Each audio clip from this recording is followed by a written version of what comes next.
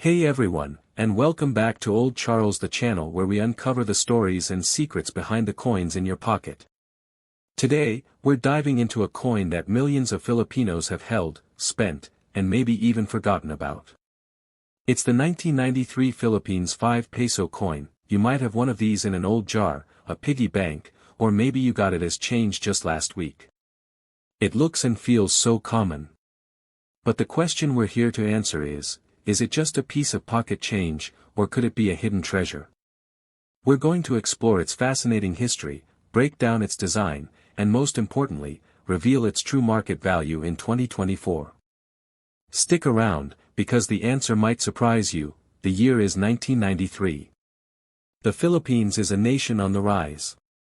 It's been 7 years since the People Power Revolution, and the country is solidifying its democratic institutions.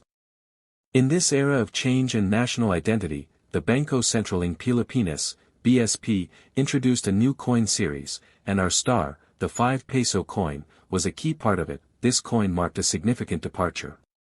It was one of the first regular circulation Philippine coins to be bimetallic. That means it's made of two different metals. This was a modern, security-focused feature that was harder to counterfeit. The center of the obverse features the iconic Philippine national seal. You can clearly see the American bald eagle on the left and the Philippine lion on the right. Above the seal, in a semicircle, are the words **Republica ng Pilipinas**, and below it, the year **1993**. The central ring, where the seal is stamped, is made of a copper-nickel alloy, giving it that silvery white color. Flip the coin over, and this is where it gets really interesting. The reverse design is dedicated to Emilio Aguinaldo, a pivotal and complex figure in Philippine history. He was the first president of the Philippines. We see his portrait in the center. To the right of his portrait is the denomination, written as **5 peso**. This stands for the Denver Mint in the United States, where a large quantity of these coins was produced under contract. The outer ring of the reverse is made of a bronze-plated steel, giving it that distinctive golden color. It's a beautifully symbolic coin, representing the blending of the old and the new, much like the Philippines itself in the 1990s. Okay, the moment you've been waiting for. You've rummaged through your drawers and found your 1993 5 peso coin. How much is it worth? Let's break this down into 3 categories. If your coin has been in circulation, it's got scratches, the colors are a bit faded, the details are worn, then I have some straightforward news for you. Its value is essentially face value, that's right, 5 pesos, or about 9 US cents, because over 160 million of these coins were minted between the Quezon City and Denver mints. They are exceptionally common. They are still legal tender, and you can still spend them today. So, a worn 1993 5 peso coin has no numismatic premium. Now, if you have a coin that has never been spent, it was saved in a collection, maybe in an original mint set, then we're talking. A brilliant uncirculated 1993 5 peso coin, with its full luster, sharp strikes, and no bag marks, can have a value between $1 and $3, around 55 to 165 pesos. You can find these on eBay or in coin shops. They are popular with collectors who want a perfect example of this iconic bimetallic issue, especially if it's still in its original mint set packaging.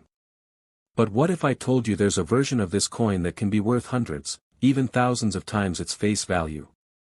We're talking about error coins. The most famous and valuable error for this series is the wrong metal error.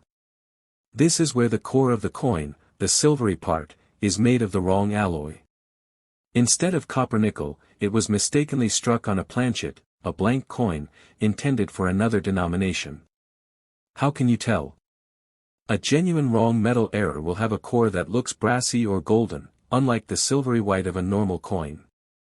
It will also have a different weight and electromagnetic properties. A confirmed 1993 5 peso, wrong metal, error coin in high grade can easily be worth $100 to $500 or more, depending on the specific type and its condition. These are extremely rare and highly sought after by serious error coin collectors. So, how do you check your coin? First, get a good magnifying glass or use your phone's macro camera. Look at the Mintmark. Check the condition. Is it worn or is it shiny and perfect? Most importantly, examine the colors. Does the center look off? Does it look more golden than silvery? If you suspect you have an error, do not clean it. Cleaning a coin drastically reduces its value. The best thing to do is to store it in a protective plastic flip or a coin capsule to preserve its surface. So, what's the final verdict on the 1993 Philippines 5 peso coin? For the vast majority of them, its true value isn't found in its monetary premium, but in its historical and sentimental value. It's a piece of modern Philippine history, a symbol of a nation's economic journey, and a beautifully designed piece of art. It's not a coin that's going to pay for your retirement, but it is an absolutely essential piece for anyone collecting modern world coinage or Philippine history. It's the kind of coin that makes numismatics so exciting, a reminder that the story of a nation can be found right in the palm of your hand. The history of the Philippines is a rich and turbulent narrative of convergence and resilience.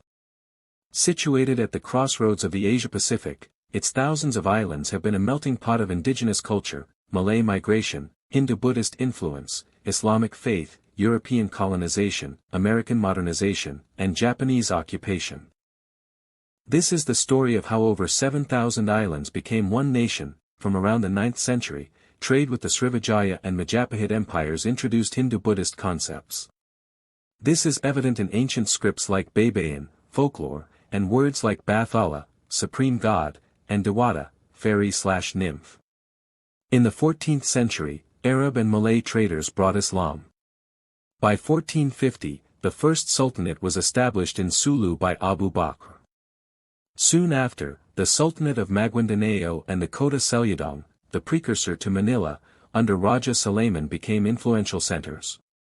Islam was rapidly becoming the dominant religion in the south and was spreading north when European intervention arrived. Resistance was constant, from local revolts led by figures like Diego Silang and Gabriela Silang to the more organized propaganda movement in the late 19th century. Led by ilustrados, educated Filipinos, like José Rizal, whose novels Nali Mi Tanher and El Filibusterismo exposed Spanish abuses, Marcelo H. del Pilar, and Graciano López Gina, they campaigned for reforms, not independence. The revolution was sparked in 1896. Internal conflict led to Bonifacio's execution, and Emilio Aguinaldo emerged as the leader. A brief truce was signed in 1897, exiling Aguinaldo to Hong Kong. In 1898, the USS Maine exploded in Havana, triggering the Spanish-American War. The U.S. Navy, under Commodore George Dewey, defeated the Spanish fleet in Manila Bay. Aguinaldo returned, resumed the revolution, and declared the Philippine independence on June 12, 1898, in Kawit, Cavite. This established the first Philippine Republic. In the 1898 Treaty of Paris, Spain ceded the Philippines to the United States for $20 million. Filipinos, feeling betrayed, fought their new colonizers in the brutal Philippine-American War, 1899–1902, which resulted in hundreds of thousands of Filipino deaths and the end of the First Republic. A widespread, free public education system was established, with English as the medium of instruction. American ideals of democracy and liberty were introduced. Sports, basketball, music, and fashion were heavily Americanized. The 1935 Constitution established the Philippine Commonwealth, a 10-year transitional government to full independence, with Manuel L. Quezon as its first president. Japanese forces invaded and occupied the Philippines in 1942. The fall of Bataan and the subsequent Bataan Death March marked one of the darkest chapters. Filipino and American forces, including guerrilla groups throughout the islands, continued to resist. The country was liberated in 1945 after fierce battles, most notably the Battle of Manila, which left the capital in ruins and over 100,000 civilians dead. The United States granted the Philippines full independence on July 4, 1946. The new republic faced the mammoth tasks of reconstruction, economic development, and political stabilization. President Ferdinand Marcos was elected in 1965. In